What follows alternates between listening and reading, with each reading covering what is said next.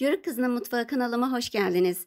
Bugün sizlere hem görüntüsü hem de lezzetiyle herkesi kendine hayran bırakacak, yumuşacık, çok lezzetli, yapımı da çok kolay poğaça tarifi hazırladım. Poğaçamızı yapmaya başlayalım. Bunun için kabımıza 150 gram kadar tereyağı veya margarini katalım. Üzerine de yarım çay bardağı sıvı yağ, 1 su bardağı ılık süt,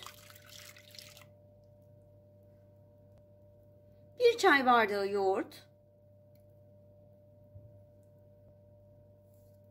2 tatlı kaşığı toz şeker, 1 tane yumurta, 1 pakette instant mayayı koyuyorum. Ve bunları bir çırpıcıyla güzelce karıştırıyorum. Bütün malzemelerimizin oda ısısında olmasına dikkat edelim. Bu kadar karıştırmam yeterli. Kontrollü bir şekilde de un katmaya başlayabiliriz artık.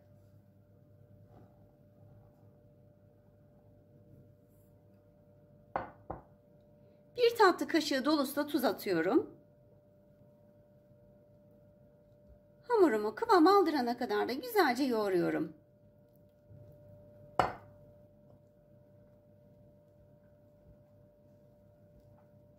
Kontrollü bir şekilde un katarak yoğurmaya devam ediyorum. Ben hamurumu güzelce yoğurdum. Yaklaşık 6 su bardağı kadar un kullandım. Ama her unun kıvam aldırması farklıdır. O yüzden kontrollü kullanmalısınız unu kullanırken. Size şöyle kıvamını da göstereyim.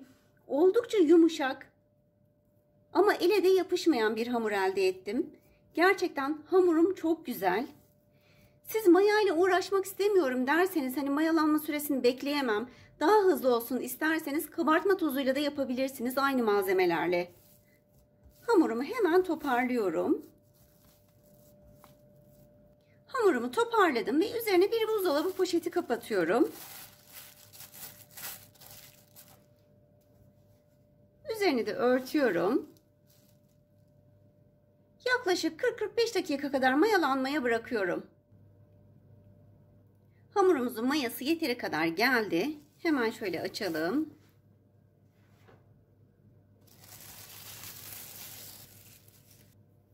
Havasını alalım.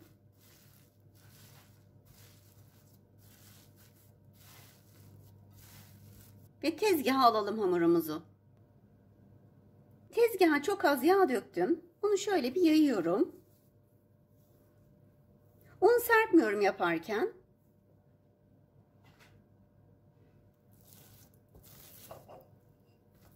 Hamuru tezgaha aldım.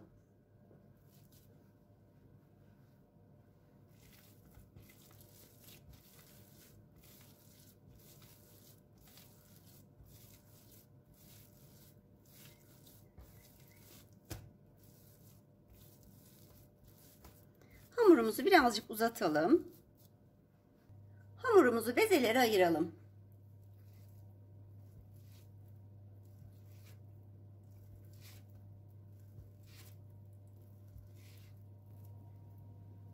Güzelce de yuvarlayalım.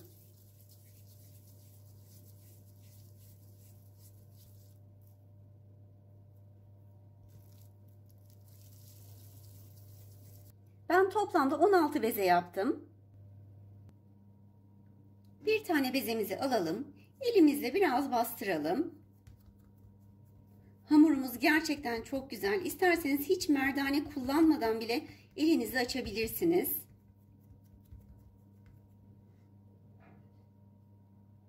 Merdane ile de çok az daha büyütelim.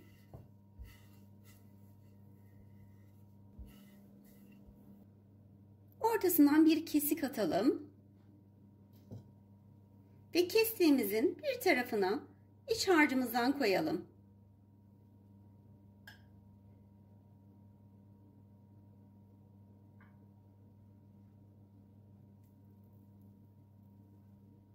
Ve katlayalım.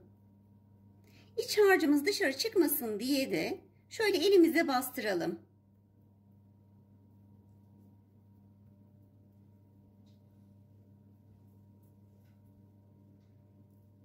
etrafında döndürelim.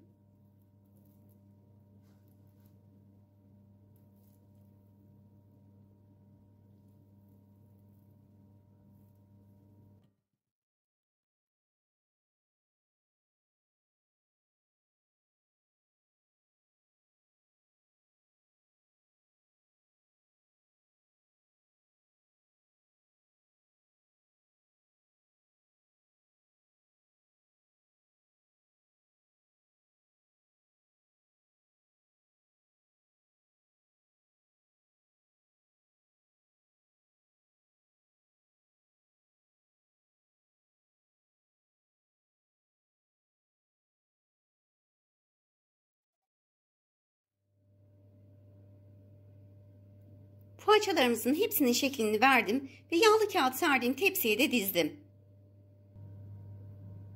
Bir tane yumurta sarısının içerisine bir yemek kaşığı süt katıyorum. Fırçayla da karıştırıyorum.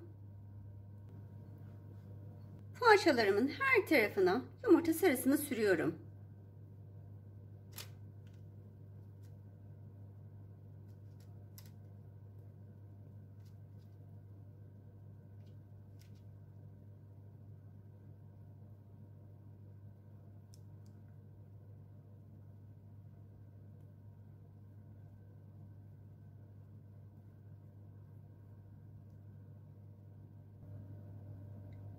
Üzerine de susam serpelim.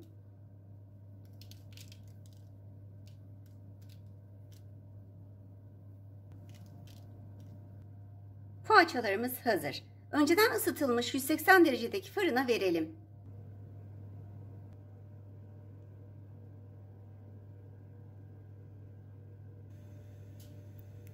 Poğaçalarımız şimdi fırından çıktı. Benim fırınıma göre tam 30 dakikada pişti ama her fırın aynı sürede pişirmeyebilir. O yüzden kontrollü pişirmelisiniz. Gördüğünüz gibi gerçekten muhteşem oldular. Birazcık soğusun, ondan sonra doku testi yapalım.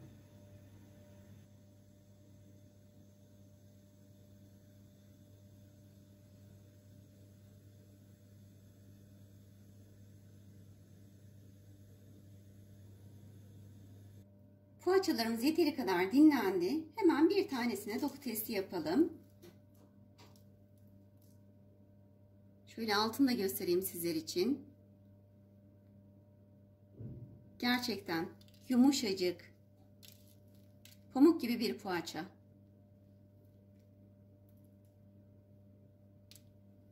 İçini de göstereyim.